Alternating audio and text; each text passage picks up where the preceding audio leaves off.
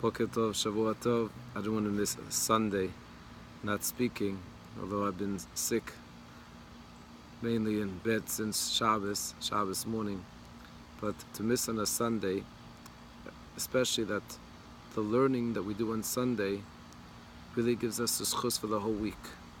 It's a beautiful thought from Rav Yosef Engel. Says that there's a concept, megalgin in alavas hakol. It means that if someone, let's say, has 3 fields, and his neighbor puts up a fence between the two, and he only puts up 3 walls, and then the person that's surrounded adds another wall. So then the Mishnah says in Baba Basra he's responsible for all 4 walls, because by putting up the 4th wall, he showed that he really is happy with the first 3 walls. Megalgin in hakol. We roll in him everything. This is true spiritually. Someone on Sunday, a person that works throughout the week, has no time, says, wow, I want to connect to learning. I wish I could, a lot of people say, I wish I could sit and learn.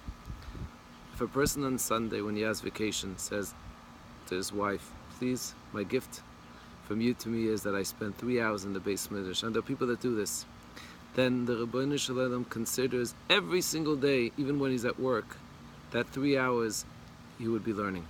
Same thing is about a lady. If a lady says, Sundays I have a little bit more time. During the week I don't have time to say Tehillim, to learn Pirkei Avos, to daven to the Rebbeinu Shalom, to sit and just ask and thank Hashem for everything.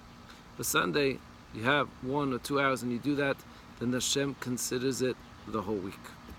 So Shabbos morning when I woke up, I had to thank Hashem because I had someone, I was supposed to learn by Vasikin, and I don't know how I was going to learn, I didn't have a voice. Hashem sent someone that knows how to learn like that. Just has to ask him and he's basically ready. Then I was wondering how 8 o'clock in the youth meeting, which happened to be 2 minyanim that I was supposed to learn, as I'm sitting in the office, someone comes on and says, it's my bar mitzvah parsha. So he was able to learn the 8 o'clock and the youth meeting. So I had tremendous hakaras to the Rebbeinu Shalom hashgacha, and that's a small hashgacha. But one of the gifts of sometimes being sick is that you could sit in bed and read and learn. So I was reading through the book that just came out of Rav Gusman, of Yisrael Zev Gusman Zichron Livracha. And the feeling after you read about such personalities, so really it inspired me tremendously. And this is a month of his Petira. He was Niftar, I think, on the 26th or 27th of Sivan. So in as much as, first of all, it's definitely on the recommended list. Whether it's children, parents, wife, husband, whatever it is, it's such an amazing book. And it's quite, number one, it's quite reliable, all the stories. My uncle was his Talmud Muvak. My wife's uncle was his Talmud Muvak, Moshe Lipka. And there is a Talmud Muvak of his. And the stories that I've heard even before are in this book. And it gives you a glimpse into what it meant to be totally immersed in learning. So much of the troubles that we have today could be solved, although I don't know if it's almost possible. Very, very difficult for us to go back to a place called Grodno, where 16-year-olds and 17-year-olds finished Shas. They knew Shas cold. And when we say they knew Shas, it's not like today where someone who perhaps maybe went through Shas once or twice during Daf Yomi is called Harav Coren when he goes up to the Chapot. We're talking about people that they knew literally word for word. They describe in the book how Rav Gusman Zichron Livracha, when he would meet someone from Grodno, so they would start speaking and learning. And each person, if he was going to quote a Gemara, he would have to say word for word before he'd even have the right to discuss anything about it. Can you imagine?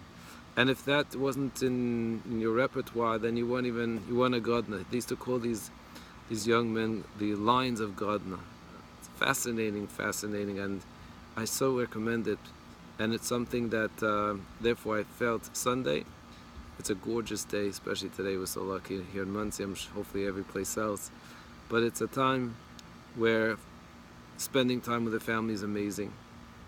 But at the same time to chaperein and show Hashem that if I had 5, 4, 3, 2 hours free every single day during the week, I'd make sure that the Iker, and if you read this book you understand so much more what it meant, that there is nothing more important, and not just more important, nothing that really gives someone true pleasure, real true pleasure. And in a way, it answers why in this world today there's so many problems.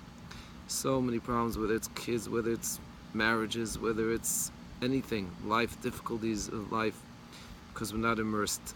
And Alvah, we should be zeicha to be a little bit more connected. Hatzach Rab, have a great day and a great week.